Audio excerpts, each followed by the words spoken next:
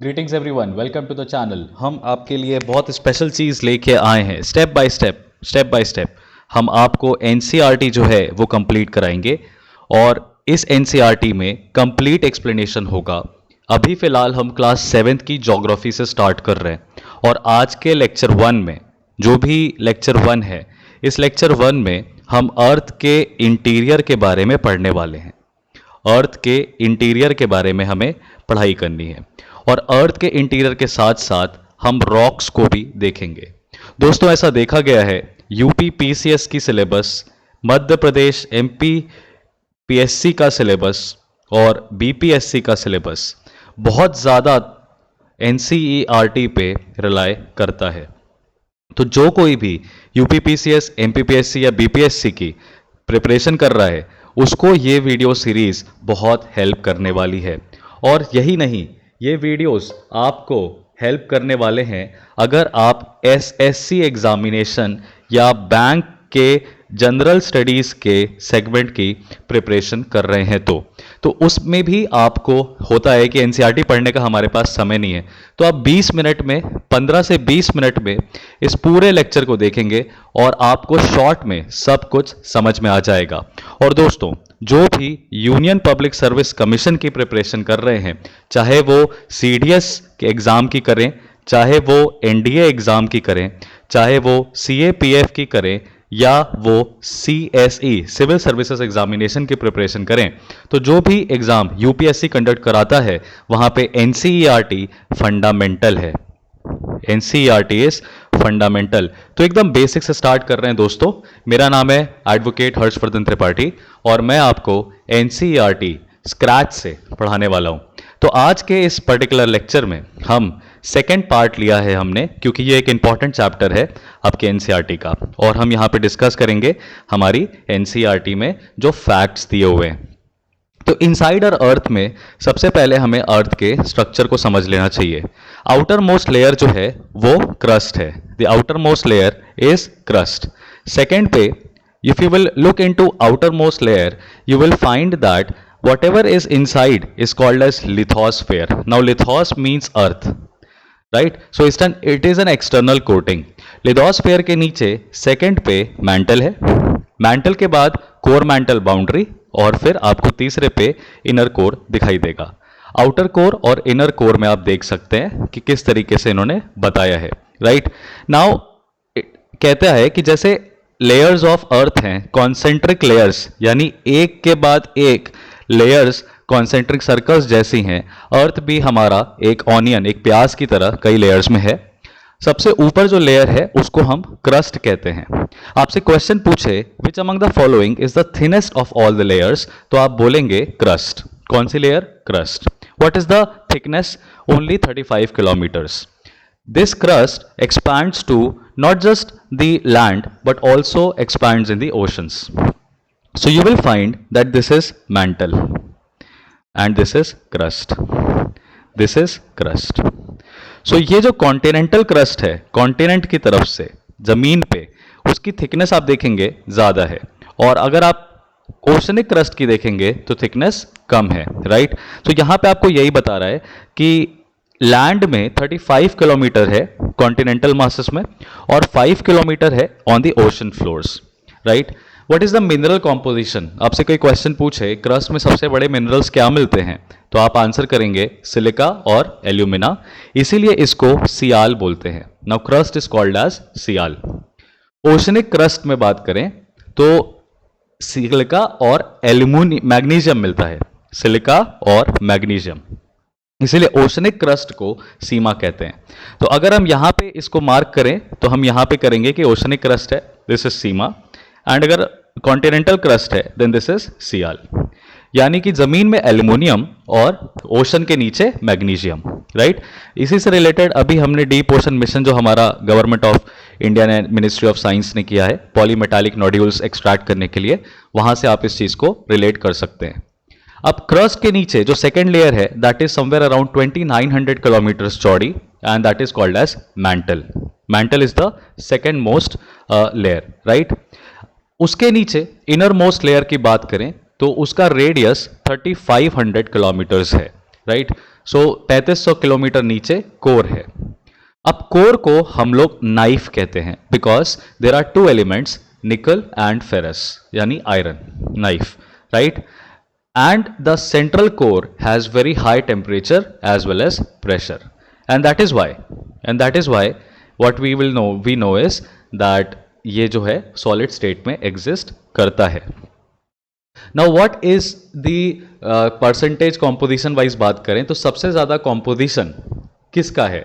तो आप ये देखें 84% अर्थ का जो भी composition है that is of mantle, 15% is of core and only 1% is crust, यानी कि लार्जली सबसे ज़्यादा जो कराया जाता है कॉम्पोजिशन में डेंसिटी वाइज, तो सबसे ज़्यादा मैंटल है which is the second most layer, followed by core and then followed by crust, right, density wise. Radius की बात करें 6371 kilometre, so if this is earth ये 6371 किलोमीटर है, और उसी तरीके से 6371 किलोमीटर यानी कि 12600 किलोमीटर तक ये, अगर डायमीटर की बात करें तो ये 12600 किलोमीटर का है।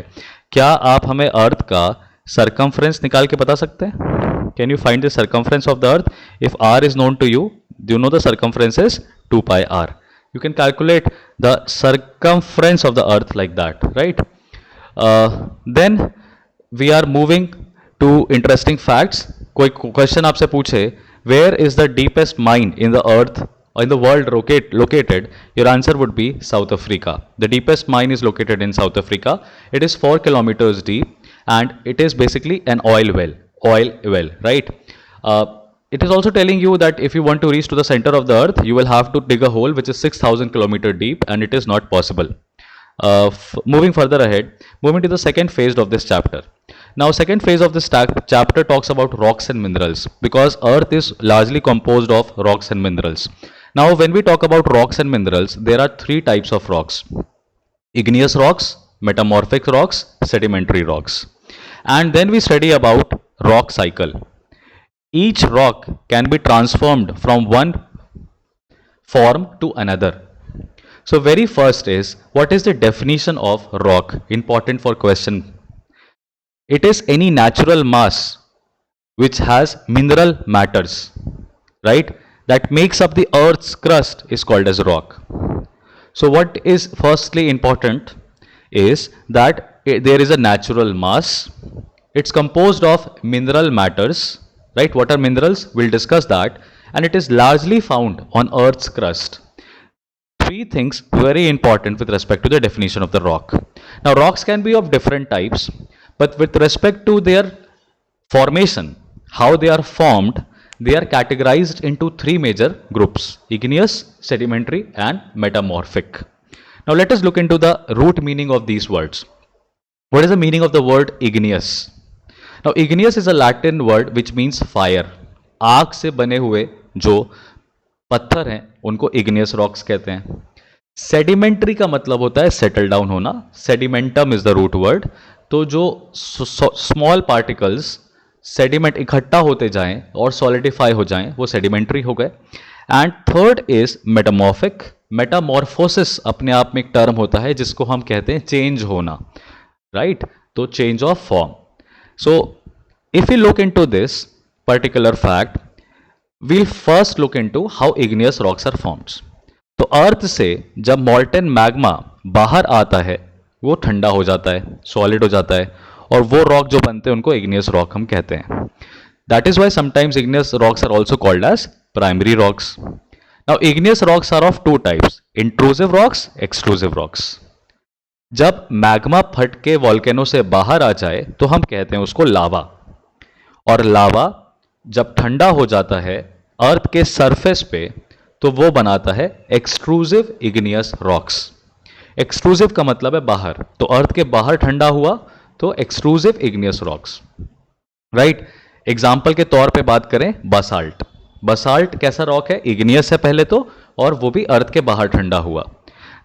The characteristic is that it is a very fine grained structure, यानी छोटे छोटे जो दाने ऐसा लगेगा आपको कंप्रेस कर दिए गए हैं. grained structure, right? Do we have the presence of basalt in India? So very important is the Deccan Plateau. Very important is the Deccan Plateau. The Deccan Plateau is largely made up of basalt rocks, right? Now the second type is intrusive igneous rocks. So when molten magma does not come out and rather is cooled down inside the earth crust, it is called as intrusive igneous rock, right? And it takes a very long time. It takes a very long time to cool, and that is why they are formed of large grains. What is the example? Granite is the closest example to intrusive igneous rocks. तो इसको हम लोग अगर short में अपने notes में लिख रहे होंगे तो हम कैसे लिखेंगे वो भी मैं आपको बता देता हूं. So you will write down first layer is crust, which is somewhere around 8%, right? Just sorry, 1%, 8% लिखा है. I got confused. It is only 1%. What? 1% of volume, right? Now there is continental and the other one is oceanic. Continental is up to 35 kilometers thickness and oceanic is basically 5 kilometers. Now you can also write down about the composition. So it is called as Sima, it is called as Sial. Now then you will write about mantle. Now mantle is 84% of volume, or you can say of density, right? And it is somewhere around 2900 kilometers, right? Followed by core. Followed by core. What is core?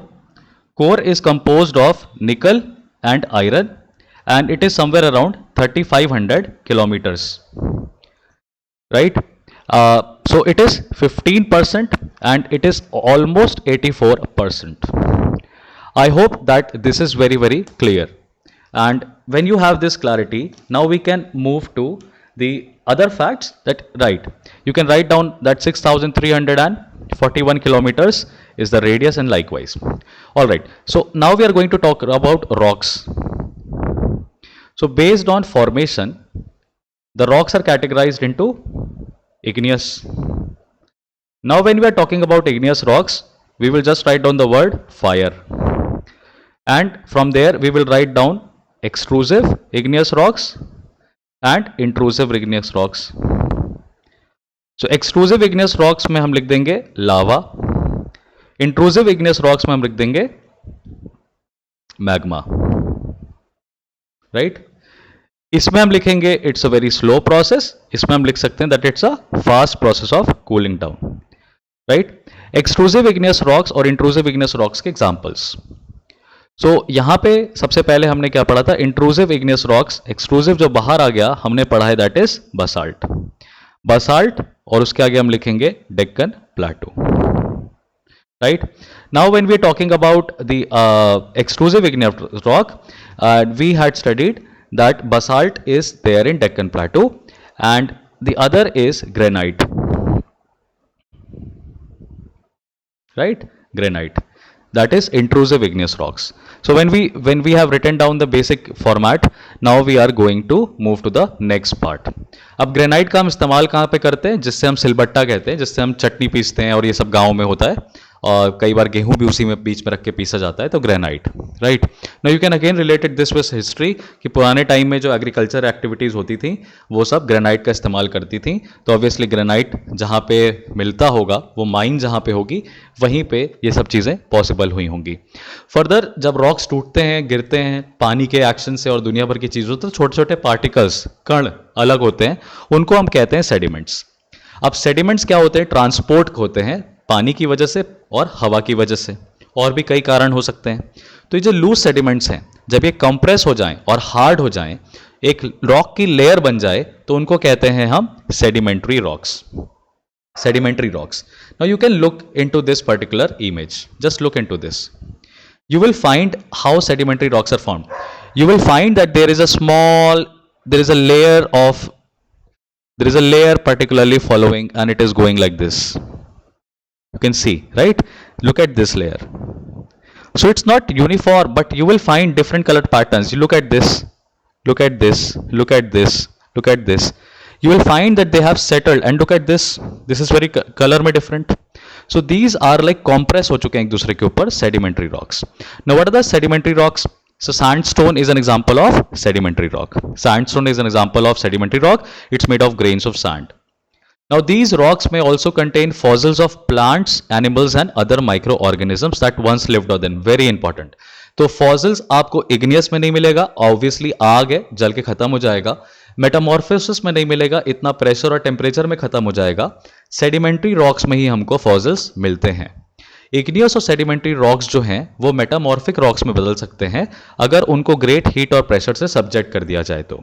जैसे आप देखें slate कैसे बनती है, तो रेत के clay से बनती है, राइट? तालाब की मिट्टी क्ले, और limestone turns into marble, right? Moving further ahead, तो यहां पे हमने देखा कि जो इसके बाद अगर हम तीसरे तरह के रॉक्स की बात करें तो सेडिमेंट्री है, राइट?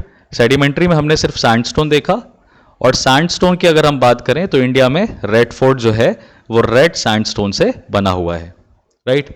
और यही अगर सैंडस्टोन प्रेशर झेले, प्रेशर प्लस टेम्परेचर झेले, तो यही क्या बन जाएगा फर्दर? Marble, correct? और मार्बल कैसा हो गया? That is metamorphic rock. Metamorphic rock यानी कि इसको एक्सट्रैक्ट करना पड़ता होगा, राइट? और इसका एग्जांपल क्या है? व्हाइट मार्बल से बना, संगमरमर से बना ताजमहल. ठीक है, याद रखेंगे. अच्छा, आगे बढ़ते हैं अपने चैप्टर को आगे बढ़ाते हुए. चैप्टर ऑलमोस्ट एंड ही होने वाला है. रॉक्स कह रहा है कि हमारे लिए बहुत यूजफुल है. ये जो हार्ड रॉक्स हैं इनसे हम रोड्स, हाउसेस, बिल्डिंग्स बना लेते हैं.